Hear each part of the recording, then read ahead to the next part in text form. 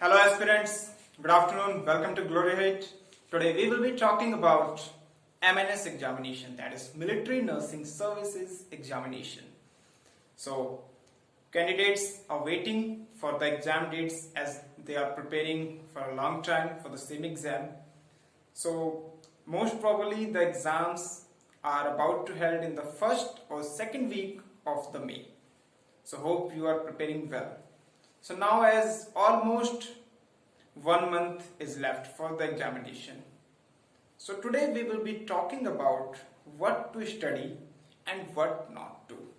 As you all know about the examination that there are 150 total questions in the examination, and in 150, 50 will be from English, 50 from the general intelligence and 50 will be from the science section.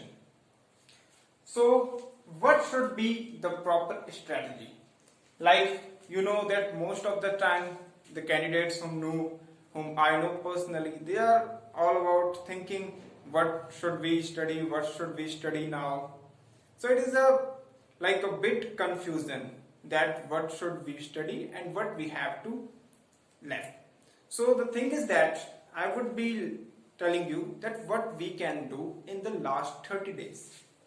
So talking about the English section. So English section is evergreen. Whenever you are talking about any examination, whether it is the UPSC exams like CDS, or whether it is NDA examination, or whether it is FCAT and other examination like SSC, English is generally asked in every examination. So there is also English that is consisting of 50 questions. आगे अगर देखो आप तो general intelligence के 50 questions आते हैं, इसके बीच में ही आपकी रीजनिंग भी आती है. Then science section that consist of your physics, chemistry and biology. 50 questions from this sections.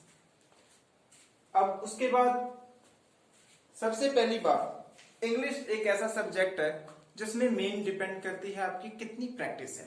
क्योंकि आपने जो कुछ भी सीखा, कॉन्सेप्ट सीखा, तो इंग्लिश में आपको antonym, synonyms, one word substitutions, idioms and phrases, parajumbles, comprehensions and spell errors, ये सारी चीजें आपको मिलने वाली है विद द स्पॉटिंग एरर्स.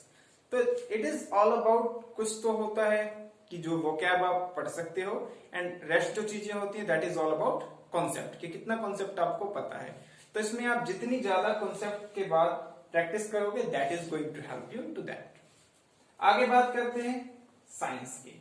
तो साइंस सब्जेक्ट में आपका फिजिक्स, केमिस्ट्री एंड बायो जो आप पढ़ते आए हो, 11th एंड 12th में कंप्लीट आपने फिजिक्स, केमिस्ट्री एंड बायो पढ़ा है. तो ये आपके कोर सब्जेक्ट्स हुए जो आपको सबसे ज्यादा हेल्प करने वाले हैं एग्जाम में. अब बात करते हैं जनरल इंटेलिजेंस की. जनरल इंटेलिजेंस में मैंने काफी जगह पे देखा, काफी लोगों ने टॉपिक बना रखे हैं, 100 टॉपिक, 150 टॉपिक बना रखे हैं, इवन करंट अफेयर्स के एंड हर चीज के टॉपिक बना रखे हैं. तो सबसे बड़ी बात यह है, टॉपिक्स तो बना रखे हैं, बट क्या कोई गारंटी है कि वही टॉपिक आने वाला एग्जाम में? और कई बार ऐसा भी देखा जाता है जिन टॉपिक्स के मान के चलो एक बार क्वेश्चन आया, तो उसका मतलब ये तो नहीं कि उस टॉपिक के पीछे आप अपने 3 घंटे 4 घंटे वेस्ट कर दो और फिर भी वो चीज आपसे याद ही ना हो. तो उससे तो बेटर है कि जिन चीजों के आने की प्रॉपर प्रोबेबिलिटी है कि हाँ अगर मैं इतना पढ़ लूं तो इसमें से आने ही का है, तो आप क्यों ना उस पर फोकस करो.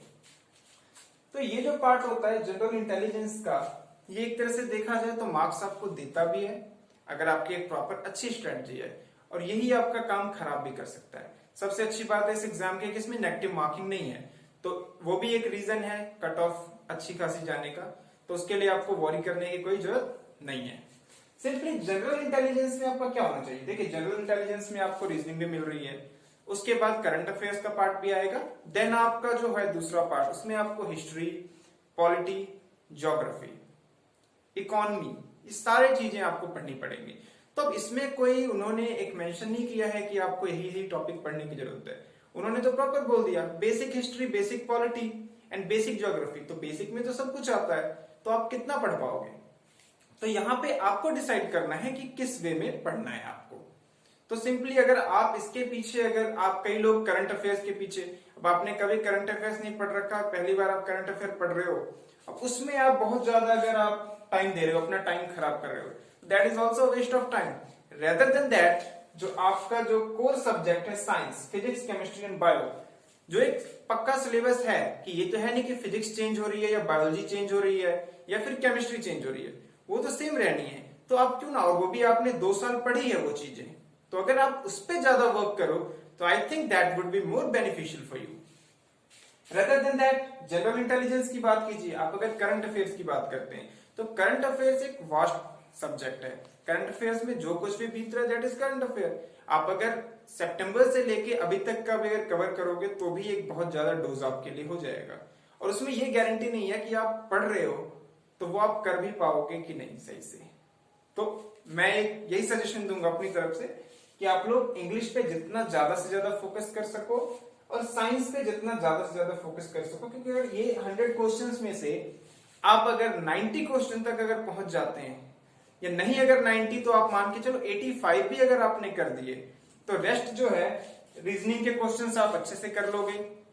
फिर जीके का जो बचा तो वो भी अगर आप बिल्कुल ना छोड़ के कुछ भी पढ़ोगे तो एटलीस्ट उसमें से भी आपके मार्क्स जरूर मिलेंगे। तो that would be a better strategy for all of you. और उसके अलावा एक हमने लास्ट 30 डेज स्ट्रेटजी के साथ एक स्टार्ट किया है नया इनिशिएटिव। तो आप अगर टेलीग्राम पे @glory ahead MNS सर्च करोगे, और इवन आपको ग्रुप डिस्क्रिप्शन में भी, जो वीडियो के डिस्क्रिप्शन है उसमें भी आपको ग्रुप की लिंक प्रोवाइड कर दी जाएगी, तो आप उसमें ज्वाइन कर सकते हैं।